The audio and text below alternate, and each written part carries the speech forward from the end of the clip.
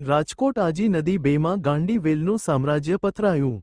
મહાનગરપાલિકા દ્વારા ગાંડી વેલ દૂર કરવાની કામગીરી ઉપર કોંગ્રેસના પ્રહાર।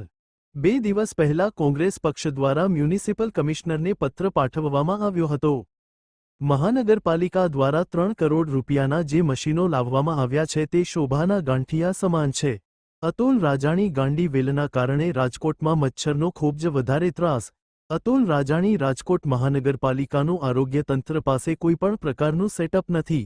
અતુલ રાજાણી ગાંડી વેલ દૂર કરવાની કામગીરી અને ફોગિંગની કામગીરી પાછળ એક મોટો ભ્રષ્ટાચાર છે। અતુલ રાજાણી આગામી દિવસોમાં કોઈપણ પ્રકારની કાર્યવાહી કરવામાં નહીં આવે તો કોંગ્રેસ પક્ષ દ્વારા જન આંદોલન કરવામાં આવશે।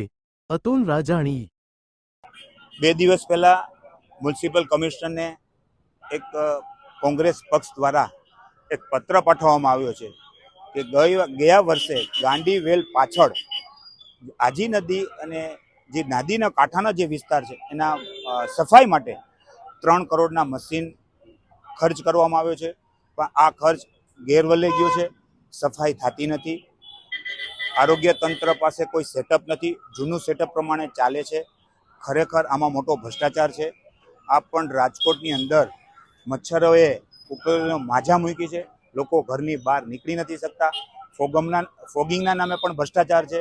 જો આવનારા દિવસોની અંદર રાજકોટ મહાનગરપાલિકા આજી નદી અને જે નદી કાંઠાના સફાઈ અભિયાન નહીં કરે તો કોંગ્રેસ પક્ષ દ્વારા એક જન આંદોલન કરવામાં પણ આવશે।